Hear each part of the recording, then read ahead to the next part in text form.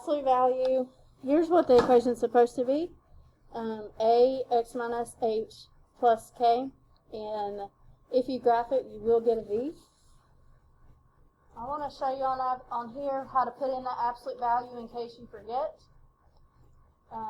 You can use this one here, where it has the absolute value in the A, and you put whatever you want to inside of there. Okay, that's where the absolute value is. And remember, you can come down here to find the vertex, that point at the bottom, and you can find all kinds of things.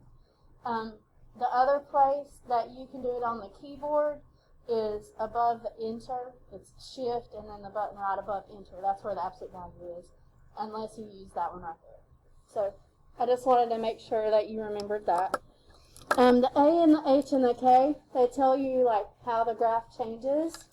A like is a vertical shift, because it shifts it up, it stretches it, and so vertical stretch.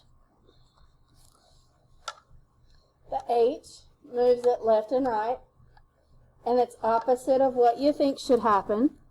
If it's negative, it's going to move it to the right. If it's positive, it's going to move it to the left. The K moves it up and down. If it's negative, it would move down. If it's positive, it would move up. If you were looking at this graph right here, you always start at 0 and you figure out where the graph goes from 0. So from 0, this graph went left 1 and down 2. And it's also skinnier than it used to be, and so that meant it was a vertical stretch. The other thing that was important when we talked about absolute value graphs was the domain.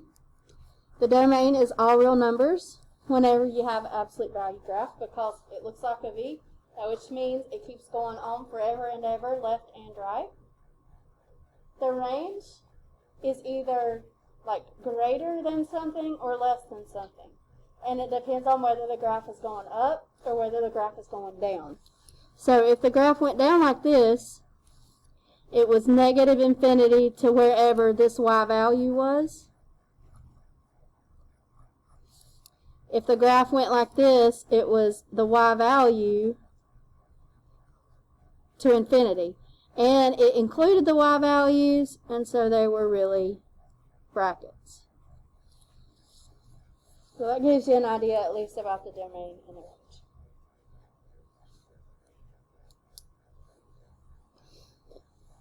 The other thing we did when we talked about absolute value was to solve equations. There were equations and inequalities that we had to look at. When we solved these equations, what we found out was most of the time there were two answers whenever you solve absolute value equations. Okay? I will remind you how to do it in Desmos, but before we do that, let's talk about the way that we actually did it when we did it in class. First thing you want to do is to get the absolute value by itself first. So I'm going to subtract 3 on both sides.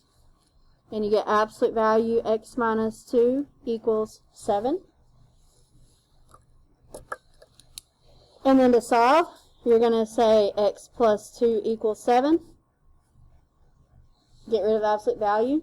And then you're going to write another equation, x plus 2 equals, and then change the sign. So that's what we did when we solved absolute value, is we got the absolute value by itself. And then you get rid of the absolute value for one equation, and then for the other equation, whatever's on the right, whatever it's equal to, you change the sign. And then you just solve it. So here you would subtract 2 on both sides and get x is 5. Here, subtract 2 again, you get x is negative 9. So 5 and negative 9 are our two answers. They're the two answers that work. You can also solve this on Desmos, in case you forget the process. What you do is you move everything over here over, make it equal to 0, and then you graph that. So x minus 2, make sure that the rest of it is outside the absolute value. And then you're looking for where it crosses the x-axis. And we did something wrong.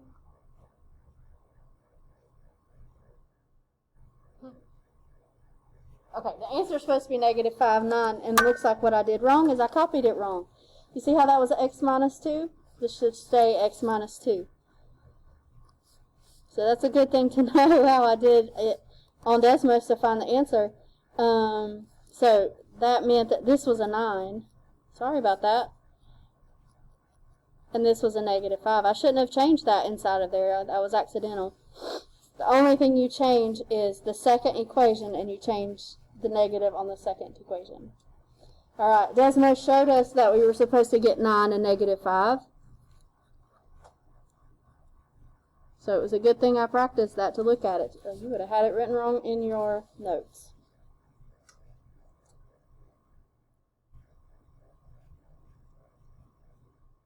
Alright. With inequalities, what you're looking for whenever you solve these is an interval. You're looking for where the graph and the equation, because there's an equation and a graph there, you're looking for where it's above or below the line that it talks about. Okay? And when we did it, there were several ways that we talked about it, but one way was to put in one of the equations on one thing, and then put the other equation in the next thing. Now, when you put the next one in, you do have to put y equals 7. Okay, so I'm putting in absolute value 2x minus 3, and then I'm putting y equals 7. So you put them both in Desmos. The question says that we want the graph to be less, so we're wanting to know where the absolute value is less. Remember that this is a line, and so we're wanting this to be below the line.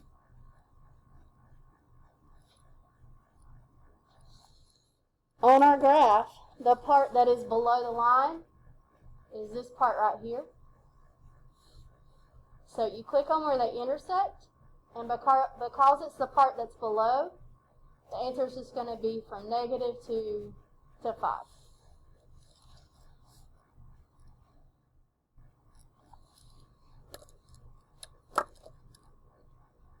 You take the x values and you put them in an interval, is what you do. If it would have been above the line, then there would have been two answers, negative infinity to negative 2, and then 5 to infinity. Okay? So like if I do the next one, I'm going to put, well, I need to get rid of that, absolute value x minus 3 minus 4, and then here I'm going to put y equals 6. Scoot it in a little bit so I can see the whole graph. This one says greater, so I want it to be greater than the line. The green is the line, so I want it greater than the line. So that means that I want the negative 7 on part, and then I want the 13 in on part. So I want the two parts above it. That means there's two answers. And the way we're going to write that answer is negative infinity to negative 7, and then 13 to infinity. Now, because there's an equals right there, I do need to put brackets on that. So as you're checking your answers and looking at choices, if there's equals there, you are going to have brackets. If there's no equals there, it will be in parentheses. And when you graph both things, you're thinking above and below. Okay?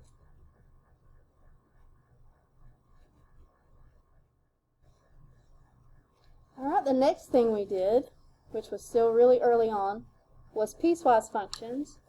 And we talked about how you could graph piecewise functions, and there was lots of different things that you can do with them.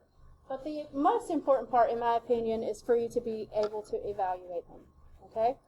So what we're doing here is we're evaluating each one at all three of those places. So there's three answers for every problem.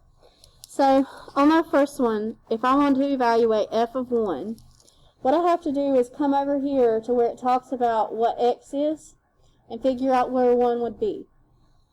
So 1 is not greater and less, but it's equal. So 1 is right here. And that means that I put 1 in for x right here, and I just evaluate. 1 plus 3, and I get 4.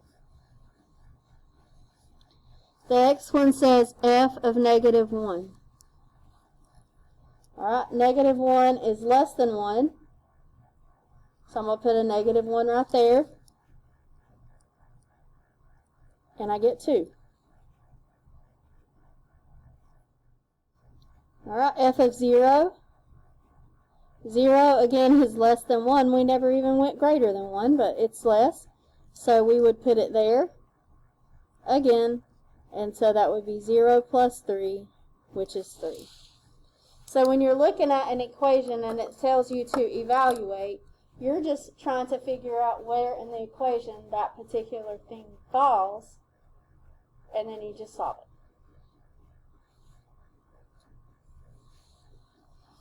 Alright, so if I do the next one, f of 1. So we've got negative 1 as our restriction, so 1 is greater than negative 1, so 1 would be here. So that would be 1 squared, which is 1.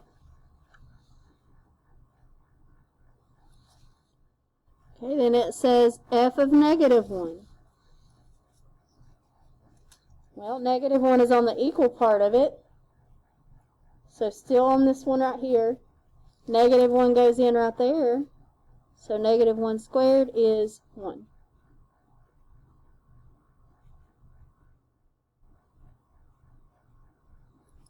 F of 0, how funny. Still, on this problem, everything went into that last thing, which is not what's going to always happen. But it's 0 is greater than negative 1, so 0 goes right there.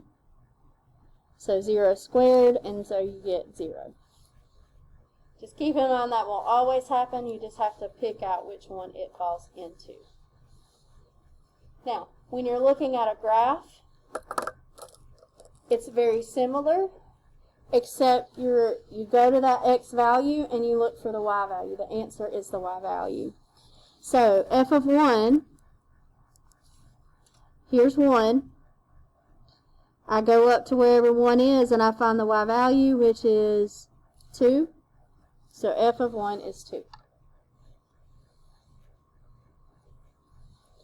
Then it says f of negative 1. So I come over here to negative 1 on the x. I go to the y. Oh, it's negative 2. It's where the y value is, so you get negative 2. And then f of 0. Here's 0.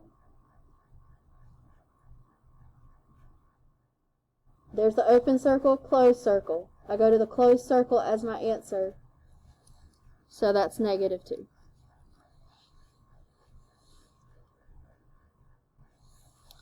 So f of 1, here's 1 on the x, and I want that closed circle, not the open circle, so that would be 0. F of negative 1, you go to negative 1, find the value, it would be negative 2. And then f of 0 is just here, and then I need the y, so that's down there, and I get negative 1.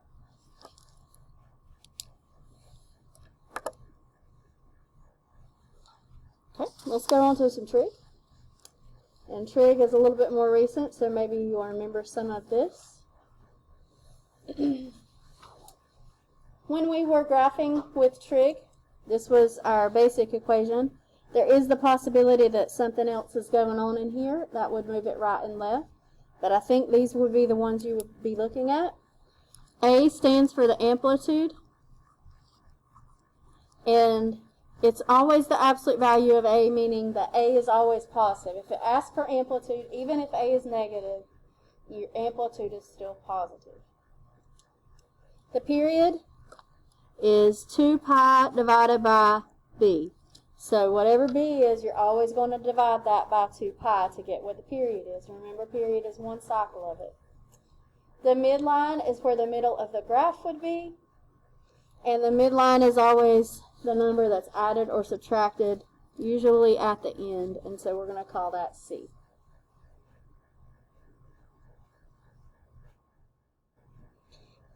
Alright, so here's some questions that we want to look at. Here's the equation. I do want to remind you, you can graph the equation. So 2 sine, I'm going to put the pi x in parentheses, and then minus 3. Whenever you graph it, you do need to make sure that you're in radians when you're graphing. So you're going to come down here to radians. That looks really strange. Let's zoom in on it. Now, to answer these questions, you don't necessarily have to graph it, although some of them it will help us. So I'm going to kind of highlight some of the important ones. I think that there's some of the important ones.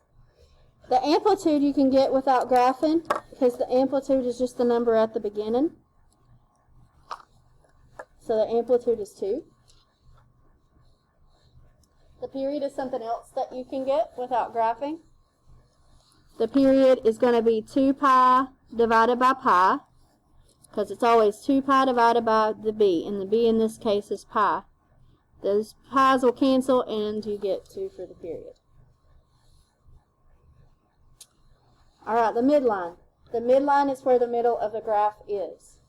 I'm going to get the range first, and then we'll talk about the midline. When you look at the min and the max, the range is the minimum to the maximum, and you use the y values. So the range is from -5 to -1.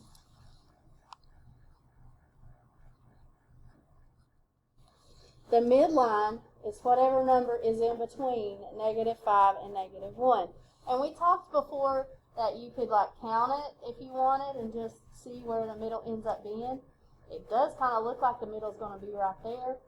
You could also take -5 plus -1 and then divide that by 2. And that will tell you where the middle is. So it's in the middle of the range. Also, you could say, okay, the amplitude's 2, so I know it's 2 from -1 and 2 from -5, which would mean also -3. Alright, the next one, it looks like something is cut off there at the end.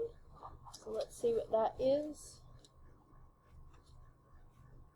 That is supposed to be a +1. So go ahead and graph that one and see if you can figure out those 4 things.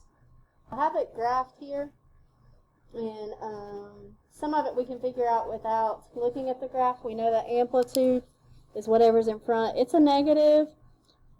That's like an understood 1 there, so I know that the amplitude is 1.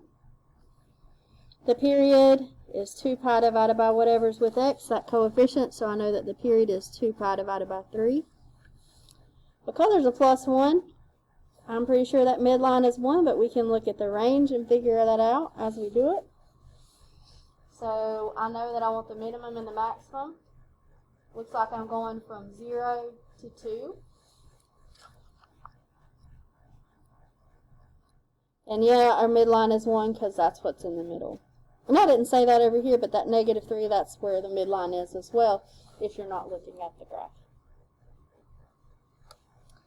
Alright, some other things that we did with trig is we talked about angles, switching from radians to degrees and degrees to radians. There's a little bit cut off here, but if you're going from degrees to radians, you're going to multiply by pi over 180. If you're going from radians to degrees, the way we did it is we substituted 180 in for pi. So here's 2 examples. On the first one it says 2 pi over 3. And so, like I said, what we did is we just substituted 180 for pi. And so 2 pi over 3 would represent 120, because all we did is we put a 180 right there.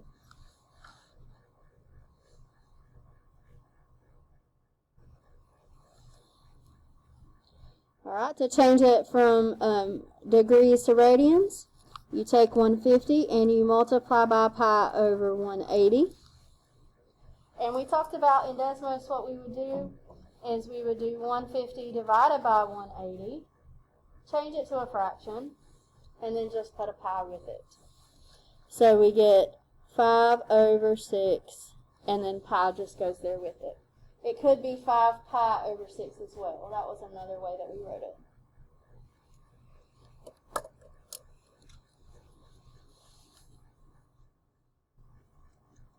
Okay. The last thing we did with trig is to talk about SOHCAHTOA.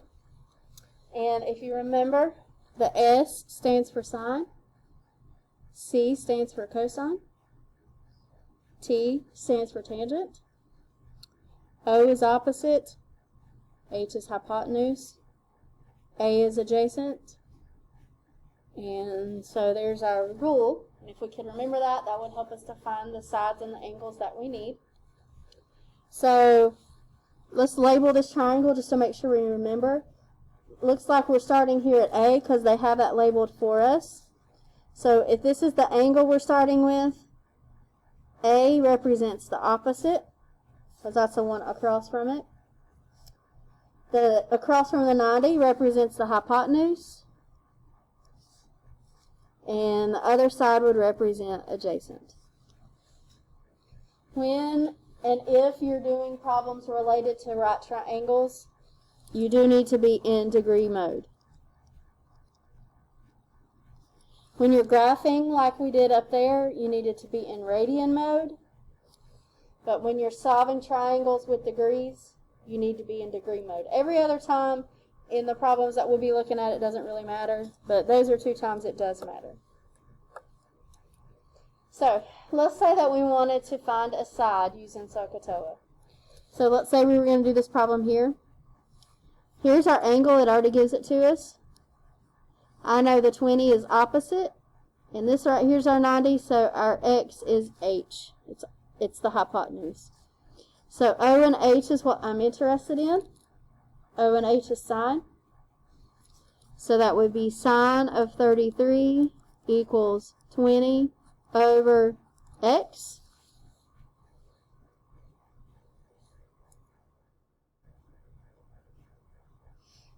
Alright, and when we solve this, you put it over 1 and you cross multiply. So when I cross multiply here, I get x sine 33 equals 20 times 1, which is 20. I'm sorry, I'm running into the other problem. So then to solve, first of all, I need to make sure I'm in degree mode. And I'm going to go 20 divided by sine 33. And so our angle, or our side that we get, is 36.72.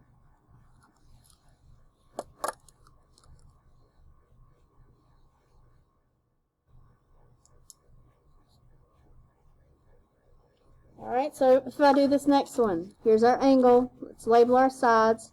This is opposite. If this is 90, that would be hypotenuse, so this one has to be adjacent. So I'm interested in O and A, which is tangent. So tangent of my angle 63 is O over A. Put that over 1, cross multiply. And it looks like our 10 and our tangent of 63 is all together. So we're going to put 10 tangent 63. And we get 19.6. Now notice I just typed sine and tangent, but if you go to functions and trig, that's where sine, cosine, and tangent are. The sine to the -1, cosine to the -1, and tangent to the -1 are used whenever you want to find the angle. So on this one, if we're trying to find this angle, I still want to label. This is O, that would be hypotenuse. This is A, so I'm still interested in tangent because I've got O and A. So tangent of the angle equals 10 over 12. And this is the time that you want to use the -1 stuff. So I'm going to press tangent -1 and then 10 over 12. That's the time that you want to use that, and you find your angle, which is 39.8. Okay, so exponential functions and logarithmic functions When you have an exponential function, this is the form of it, y equals ab to the x. This represents growth. This represents decay. A represents the starting value.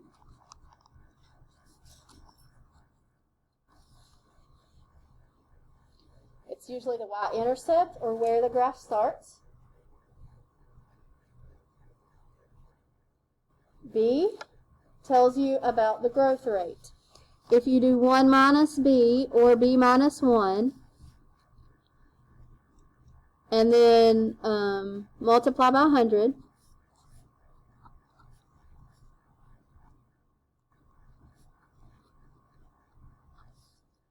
you will get your growth or decay percentage.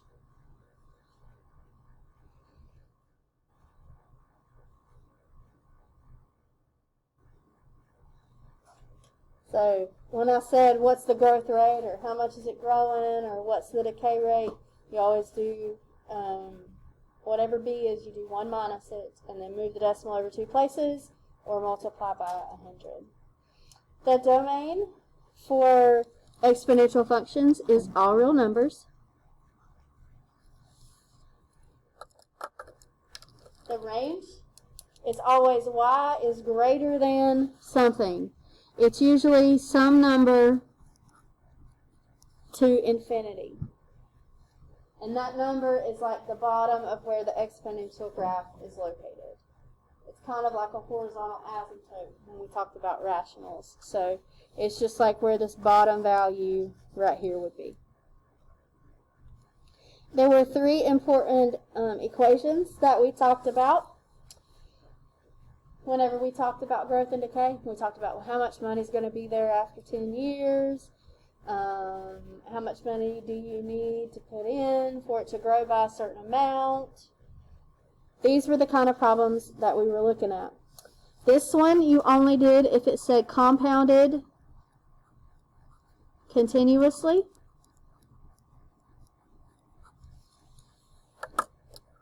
PERT. I would definitely memorize PERT. The one above that, you did it if it said compounded some other way, but not continuously. And N represented the number of times per year. So like if it said compounded monthly, N represented 12. If it said compounded quarterly, N represented 4. And if it's not one of those 2 equations, if it doesn't say compounded, this was the one that we did. So that was just our fallback if one of the others were not the correct ones. Okay? Alright, some other things that we did with exponentials, we solved equations. And we solved them in Desmos, so let's talk about doing that. We do it just like we have solved all our other equations. We move everything over to the left. So we'll have e to the 2x minus 1. Our 10 needs to come over, so subtract 10. And then we find the zeros. There's only 1. So we get 1.199. It's just wherever the zeros are, as long as you move everything from the left over. Alright, on the next one, I want you to remember where the log functions are. Let's see. Hang on. It's under miscellaneous. And here's the one that has the little thing down there, so 3, and then x, and then we want to subtract 5. So basically anything on the other side of the equals we're just subtracting, and we're looking for where it crosses the x-axis, and it looks like it's going to take a while. There it is. Took a while to sort of get to, but we can get there. And so x is 243.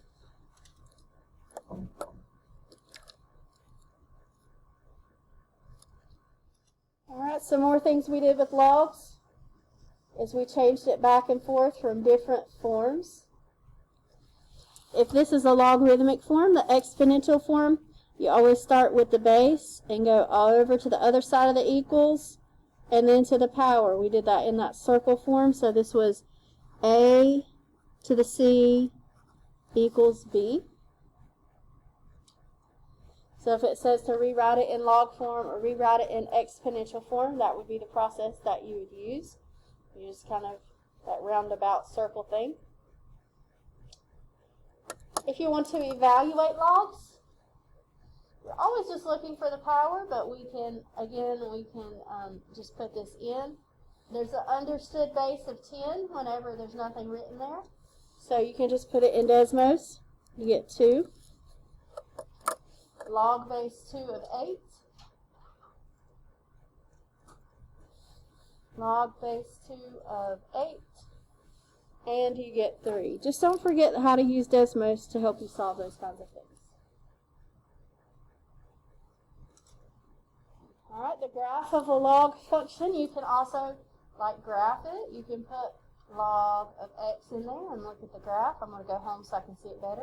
It kind of looks like that graph I showed you. The domain will always be some number into infinity, because you know how it starts and comes up? It's like that starting value, wherever that starting value is. On this problem, it would be 0 to infinity. And then the range will be all real numbers.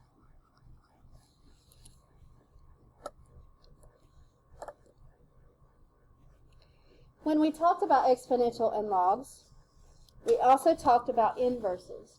And the reason is because logs and exponentials are inverses of each other.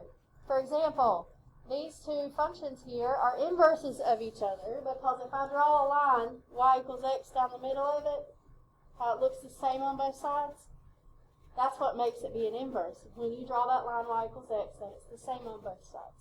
And that's what happens here, okay? So that's why we talked about inverses at that time. Let me remind you, how do you solve for it?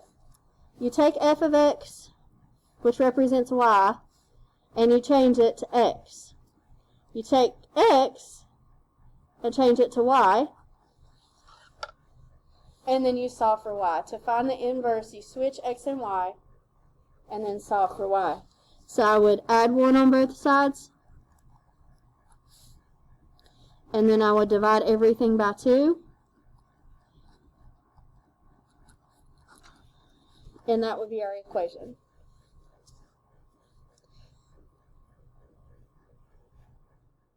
It's possible that they would write that as x over 2 and then 1 over 2, just in case I don't know which way would be written, but I want you to see both ways just in case. But if you always ever have a question, is it an inverse, graph them and see. Graph them and see if it looks like it would fold on that line y equals x and get the same thing on both sides.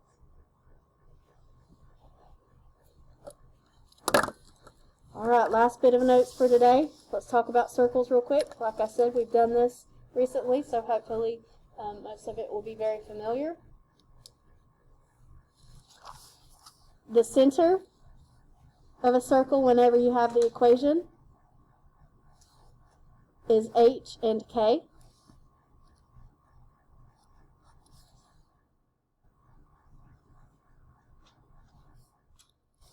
Your radius is the square root of r. If they ever say to you, what's the center and radius, and it's not written in that form, there was a way that we did it with completing the square, but remember, you could always come over here and graph it in Desmos, look at the circle that is drawn for you, and figure out where the center is, and figure out where the radius is. Alright, some other things that we talked about with circles. This was the central angle because it's coming from the center. And we found out that the measure of the arc was equal to the measure of the angle. So those two things were the same. We also found out that the intercepted arc and the inscribed angle were half of each other, or twice each other. So ABC, the angle is 30. That means the measure of the arc, AC, is twice that. The angle is always half. The arc is twice. And then if I wanted to find the measure of ABC, if I know that that's 60, the whole thing is 360, so I'm going to take 360, subtract 60, and get 300. Some other things that we talked about was if lines were tangent to the circle or not. And this is supposed to say tangent right there. What we did is we just used Pythagorean theorem and checked to see if Pythagorean theorem worked. So in this case, it's 3 squared plus 4 squared. And we want to know, does it equal 5 squared? 3 squared, 4 squared, 5 squared, it does. So the answer is yes. So it would be tangent if Pythagorean theorem would work. Alright, the next one was the party hat. And what we said about the party hat was, with the party hat, the two sides are going to be equal to each other. So we're going to take 2x plus 1 and set it equal to x minus 3 to solve that one. Subtract x on both sides, subtract 1 on both sides, so x is negative 4.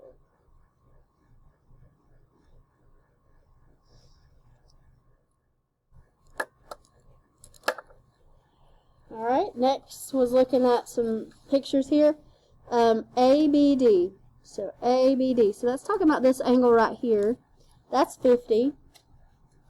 And next it wants me to find ACD. So it wants me to find this angle. Okay.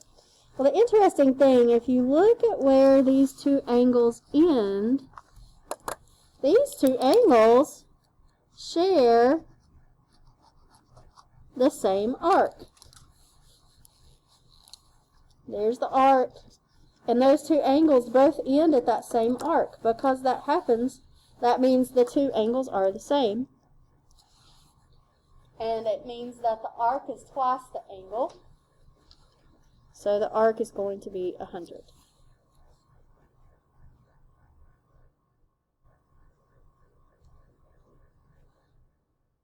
Alright, some other theorems that we talked about when we're trying to find the sides, because all of that dealt with sort of the angles.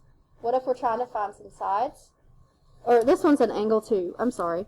So whenever you have some chords like that, and it doesn't have to go through the center, you do 1/2, and then you add the two angles around what you're looking for. So you add it, multiply by 1/2, and so that means that x is 20. If that angle was outside the circle, you would subtract those two angles and still multiply by 1/2.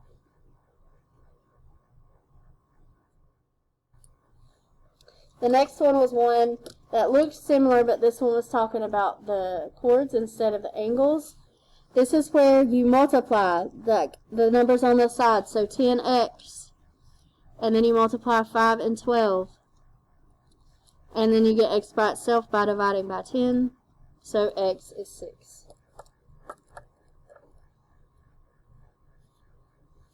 The last one is another one that was similar, except you take the number on the outside and you multiply by the whole thing.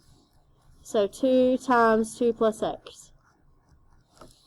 And then again you take the number on the outside and then you multiply by the whole thing. 3 plus 6. And then you solve. 2 multiplies by both things. 4 plus 2x equals 27. Subtract 4. Divide by 2. There you go. The last ones are our formulas that we've learned recently. Let's just write those down. The area of a circle is pi r squared. The area of a sector is pi r squared, but then you multiply by whatever the angle is that's given to you, divided by either 360 or 2 pi, depending on whether they give you the angle in degrees or the angle in radians. The circumference of a circle is 2 pi r, and the arc length of a circle is 2 pi r times the angle over 360 or 2 pi, again depending on what kind of angle they